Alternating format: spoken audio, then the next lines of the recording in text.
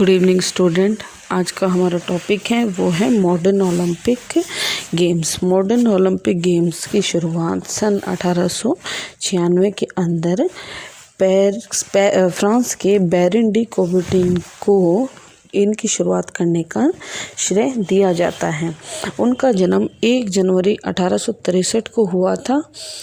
Paris के अंदर उनके परिवार के जो सदस्य थे वो चाहते थे कि वो एक सैनिक के रूप में काम करें और उन्होंने एक सैनिक के रूप में काम भी किया और उसके पश्चात उन्होंने वो नौकरी छोड़ के पॉलिटिकल साइंस के अध्ययन में वो लग गए। पॉलिटिकल साइंस का अध्ययन करते करते उन्हें यह समझ में आया कि अंतर्राष्ट्रीय स्तर की जो समस्याएं थी वो उनके सामने आई और उनको लगा कि इन समस्याओं को सरलतापूर्वक खेलों के माध्यम से सुलझाया जा सकता है। पुराने ओलंपिक खेलों को दोबारा शुरू करने की कल्पना कूबरटीन की ही थी। इस उद्देश्य की प्राप्ति के लिए उन्होंने सन 1893 में अनेक देशों की एक मीटिंग बुलाई, जिसमें कुछ देश जैसे कि यूनान, स्पेन, इटली, स्वीडन, इन सभी देशों ने इसके पक्ष में थे, बल्कि बाकी के जितने भी देश थे वो सारे इसके पक्ष में नहीं थे। उसके उपरांत 16 जून 1894 को 13 देशों की एक पेरिस के अंदर मीटिंग हुई, जिसमें 75 प्रतिभागियों ने भाग लिया। इस बैठक की अध्यक्षता कूबरटीन ने की। इसमें यह निर्णय लिया गया कि खेल प्रतियोगिताएं ग्रीक ओलंपिक खेलों की तरह ही हर चौथे वर्ष में होनी चाहिए तथा प्रत्येक देश को इन खेलों में भाग लेने के लिए आमंत्रित किया जाना चाहिए। काफ़ी अथक प्रयासों के बाद सन 1896 में एथेंस में सबसे पहले आधुनिक ओलंपिक खेल शुरुआत इनकी की गई। सबसे पहले सिर्फ 9 देशों ने 1896 के अंदर इसके अंदर पार्टिसिपेट किया था। धीरे धीरे ओलंपिक खेलों में भाग लेने वालों की संख्या बढ़ती गई और सन 1922 के अंदर म्यूनिख ओलंपिक में 122 देशों ने इसके अंदर भाग लिया। आज तक कुल विश्व युद्ध के कारण 3 ओलंपिक्स रद्द हुए हैं। तो सबसे पहले इंटरनेशनल ओलंपिक कमेटी का गठन किया गया। इसका गठन ओलंपिक जो आपके इवेंट हैं उनको सुचारू रूप से चलाने के लिए इस कमेटी का गठन किया गया। इस समिति में प्रत्येक देश का एक एक प्रतिनिधि लिया गया। इस समिति का कार्यालय स्विट्जरलैंड में है, जेनेवा में। इस समिति में एक अध्यक्ष, 2 उपाध्यक्ष और 5 कार्यपालिका के सदस्य होते हैं। आजकल इसके जो करंट के जो मतलब आज बहुत सारे लगभग विश्व के हर देश इसके अंदर पार्टिसिपेट करता है। उसके पश्चात हम बात करते हैं ओलंपिक आदर्श के बारे में। ओलंपिक आइडियल्स क्या है? ओलंपिक खेलों को विश्व पेसिलोनोविक के प्रसिद्ध प्रवचकों द्वारा याद किया जाता है। ओलंपिक में सबसे आवश्यक बात जीत प्राप्त करना नहीं अपितु भाग लेना है। जीवन में सबसे बड़ी बात विजय नहीं संघर्ष है तथा अति आवश्यक बात विजय की कामना ही नहीं बल्कि अच्छी तरह द्वंद्व करना भी है। The most important thing in Olympic is not to win but to take part. The important thing in life is not the triumph but to struggle. The initial thing is not to have conquered but to have fought well. उसके बाद हम बात करते हैं Olympic के उद्देश्यों की। तो कूबरटीन के अनुसार ओलंपिक खेल के द्वारा जो उद्देश्य थे उनकी हम बात करते हैं। सबसे पहले विश्व के सभी देशों का शारीरिक शिक्षा तथा खेल प्रतियोगिता की ओर ध्यान दिलाना। वो चाहते थे कि विश्व में जितने भी देश हैं वो फिजिकल एजुकेशन और स्पोर्ट्स की तरफ ज़्यादा से ज़्यादा ध्यान दें। उसके बाद युवाओं के व्यक्तित्व, पर्सनैलिटी, चरित्र, कैरेक्टर और उनकी नागरिकता के गुणों और स्वास्थ्य का विकास करना। उसके पश्चात खिलाड़ियों में अच्छी आदतों का निर्माण करना ताकि वे खुशहाल तथा स्वस्थ जीवन बिता सकें। उसके बाद है नंबर 4 पे खिलाड़ियों में देशभक्त व भाईचारे की भावना का विकास करना। अंतर्राष्ट्रीय मैत्री भाव व शांति का विकास करना, ये सबसे बड़ा कारण था ओलंपिक्स को शुरुआत करने का, आधुनिक ओलंपिक की शुरुआत करना, ताकि अंतर्राष्ट्रीय मैत्री भावना का विकास किया जा सके। उसके पश्चात जाति, धर्म, नस्ल के आधार पर कोई भेदभाव न होने देना, ये भी कुबर्टिन का ही विचार था।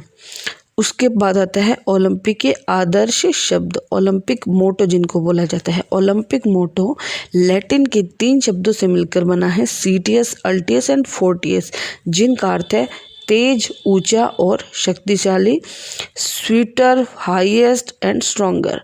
फ्रांस के फादर डिडन, जो कि एक शिक्षा शास्त्री थे, उन्होंने 1895 ईस्वी में इसको बनाया था।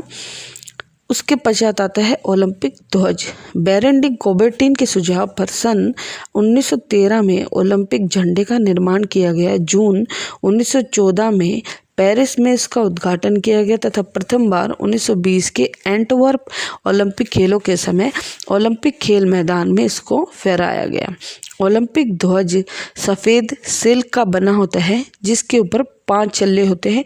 ये 5 छल्ले आपस में जुड़े हुए होते हैं, जैसे कि आप फोटो में देख सकते हैं। ये 5 महाद्वीपों का प्रतिनिधित्व करते हैं, जिसमें कि यूरोप, अमेरिका, ऑस्ट्रेलिया, एशिया और अफ्रीका। 5 छल्लों का जो रंग है वो अलग अलग होता है, पीला, हरा, लाल, नीला एवं काला। छल्लों का आपस में जुड़ा होना सहयोग तथा मैत्री का प्रतीक होता है।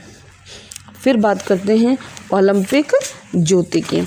ओलंपिक ज्योति ज्ञान, खुशी एवं जीवन की प्रतीक है। यह एक प्रकार से शांति का प्रतीक है। यह ज्योति या मशाल यूनान के ओलंपिक गांव में प्रज्वलित की जाती है तथा विभिन्न खिलाड़ियों के द्वारा इस ज्योति को दौड़ते हुए उस स्थान तक पहुंचाया जाता है जहां पर ओलंपिक खेल का आयोजन किया जाता है। इस ज्योति को बुझने नहीं दिया जाता। ओलंपिक खेलों के समापन समारोह पर ही इसे बुझाया जाता है। जितने दिन तक ओलंपिक खेल चलते हैं उतने ही दिन ये लगातार जलती रहती हैं। उसके पश्चात हम बात करते हैं ओलंपिक पुरस्कार की। ओलंपिक खेलों में प्रथम स्थान प्राप्त करने वाले खिलाड़ी को सोने का तमगा, गोल्ड मेडल, दूसरे स्थान पर आने वाले को चांदी का तमगा, सिल्वर मेडल तथा तीसरे स्थान पर आने वाले को कांस्य का तमगा मतलब ब्रॉन्ज मेडल दिया जाता है। इसके अतिरिक्त इन्हें एक डिप्लोमा भी दिया जाता है। इसके अलावा अगले 5 स्थान पर रहने वाले खिलाड़ियों को एक डिप्लोमा प्रदान किया जाता है। अब ओलंपिक्स के लिए कुछ नियम बनाए गए हैं। ओलंपिक खेल प्रतियोगिता में कोई भी पुरुष या स्त्री भाग ले सकते हैं, लेकिन उनका एमेच्योर होना आवश्यक है, अर्थात व्यावसायिक खिलाड़ी इन खेलों में भाग नहीं ले सकते। ये खिलाड़ी भिन्न भिन्न देशों की राष्ट्रीय ओलंपिक समिति के द्वारा ही भेजे जाते हैं। जैसे इंटरनेशनल ओलंपिक कमेटी है, उसी प्रकार हर देश की अपनी अपनी एक ओलंपिक कमेटी होती है। वही ओलंपिक कमेटी रिकमेंड करती है प्लेयर्स को और उन्हीं के द्वारा प्लेयर्स को भेजा जाना चाहिए। कोई खिलाड़ी अलग से प्रतियोगिता में भाग नहीं ले सकता। अब कुछ एक खेलों में व्यावसायिक खिलाड़ी भी भाग ले लेते हैं। अब ओलंपिक के अंदर जो जो डिसिप्लिन है, मतलब जो जो गेम होते हैं, athletics, hockey, basketball, football, boxing, wrestling, cycling, weightlifting, volleyball, judo, fencing, shooting, archery, gymnastics, swimming, rowing, handball, water polo, heptathlon, lawn tennis, diving, baseball, softball, badminton, table tennis, lawn tennis, swimming, beach volleyball, yachting, इस type के बहुत सारे event हैं।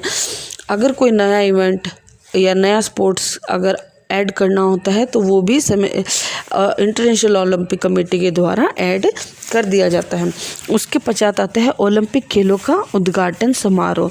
सर्वप्रथम जो Olympia गांव है जो एथेंस के अंदर मौजूद है, जहाँ पर प्राचीन ओलंपिक खेल हुआ करते थे, वहाँ पर ओलंपिक मशाल या ज्योति को सूर्य की किरणों से प्रज्वलित किया जाता है तथा इस ज्योति को उस नगर में लाया जाता है जहाँ पर ओलंपिक खेलों का आयोजन किया जाना है।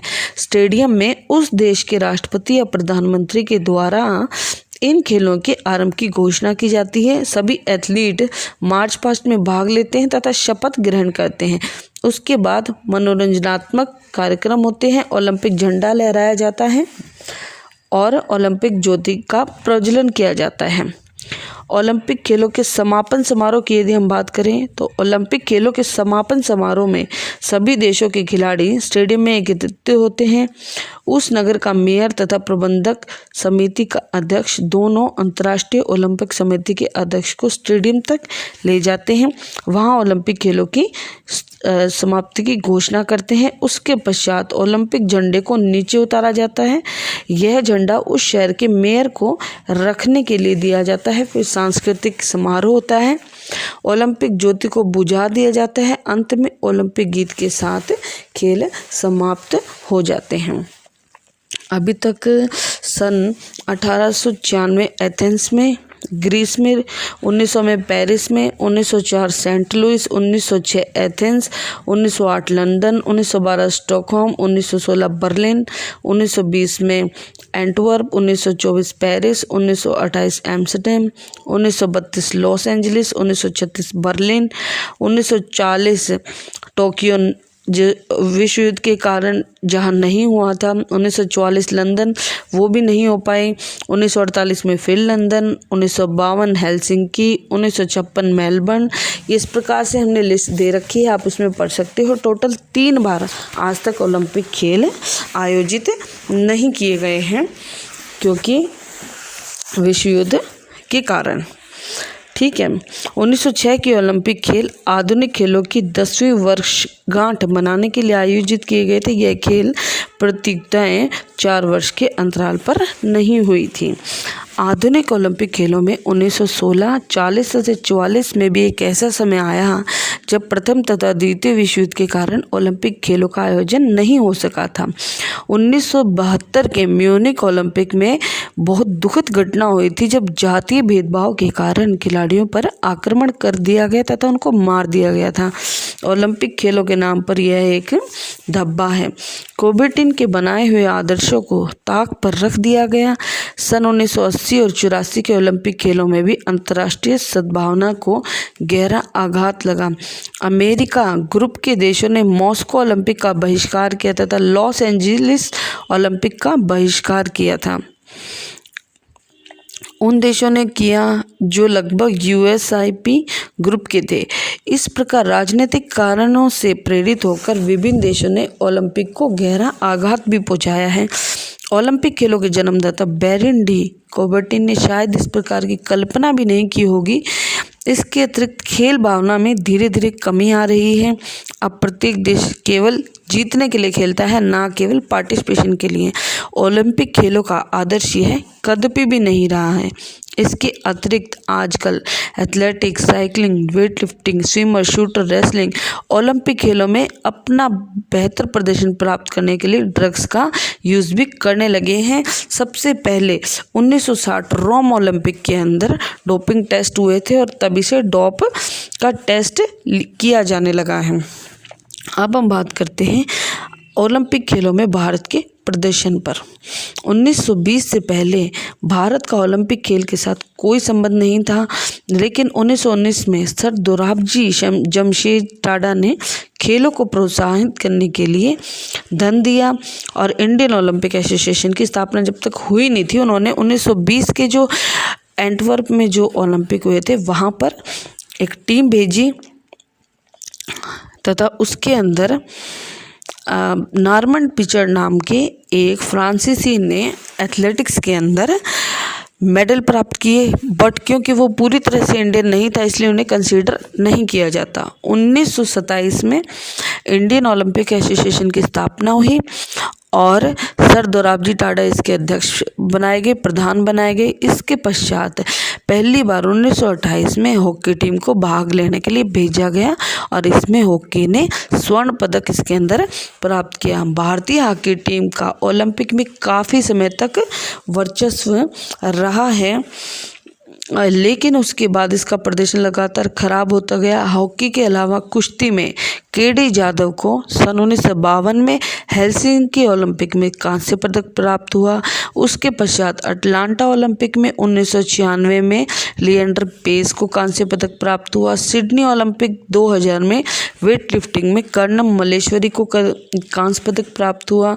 2004 एथेंस ओलंपिक में राज्यवर्धन सिंह राठौर को रजत पदक प्राप्त हुआ। उसके अलावा 2012 ओलंपिक में साइना नेहवाल, सुशील कुमार, योगेश्वर दत्त, विजेंदर 2008 के ओलंपिक्स की अगर बात करें तो विजेंदर सिंह और सुशील कुमार को मेडल प्राप्त हुआ। विजेंदर सिंह ने बॉक्सिंग के अंदर से मेडल लिया और सुशील कुमार ने रेसलिंग के अंदर। फिर 2012 में साइना नेहवाल, मैरी कॉम, सुशील कुमार इन्होंने भी ओलंपिक्स में मेडल लिया। और 2016 के अंदर साक्षी मलिक और पीवी सिंधु जिन्होंने बैडमिंटन के अंदर सिल्वर और साक्षी मलिक ने ब्रॉन्ज मेडल को प्राप्त करके देश का नाम ऊंचा किया। निष्कर्ष के रूप में कहा जा सकता है कि ओलंपिक खेलों में अभी तक का भारत का प्रदर्शन सराहनीय रहा है और हम आशा करते हैं कि भविष्य में भी भारत का जो प्रदर्शन है वो ओलंपिक्स के अंदर बना रहेगा। तो ये हमारा मॉडर्न ओलंपिक का टॉपिक था कि किस प्रकार से बैरन डी कोबर्टिन जिनको श्रेय जाता है ओलंपिक्स को दोबारा से स्टार्ट करने का, उन्होंने सोचा कि किस प्रकार से पूरे विश्व को एक साथ बांध के हम खेलों के माध्यम से उनका आपसी भाईचारा बढ़ा सकते हैं। तो उसके लिए उन्होंने बड़े अथक से प्रयास करे। शुरुआत में बहुत कम देशों ने इसमें उनका साथ दिया और ज़्यादातर देश उनके खिलाफ थे, लेकिन समय के साथ साथ लोगों को भी समझ में आने लग गया कि खेलों के माध्यम से आपसी भाईचारे को बढ़ाया जा सकता है और धीरे धीरे करके लोग उसमें भाग लेने लगे। अब लगभग विश्व के प्रत्येक देश के खिलाड़ी ओलंपिक्स के अंदर बढ़ चढ़कर भाग लेते हैं, बड़ी अच्छी स्पर्धा से भाग लेते हैं और अपना हाईएस्ट परफॉर्मेंस उसके अंदर देने की कोशिश करते हैं। अभी टोक्यो ओलंपिक्स जो अपने होने थे, जो 2020 में होने थे, वो कोरोना वायरस के करके फ़िलहाल पोस्टपोन है। ये पहली बार ऐसा हुआ है जब इस प्रकार के किसी महामारी के कारण ओलंपिक्स को पोस्टपोन किया गया है, लेकिन हम आशा करते हैं कि जल्द ही इनकी डेट डाल दी जाएगी। तो ये था हमारा आज का वीडियो। अगर आपको कुछ ना समझ में आया तो आप मुझे मैसेज कर सकते हैं और मुझसे उसके बारे में अपनी क्वेरी आप क्लियर कर सकते हैं। Thank you.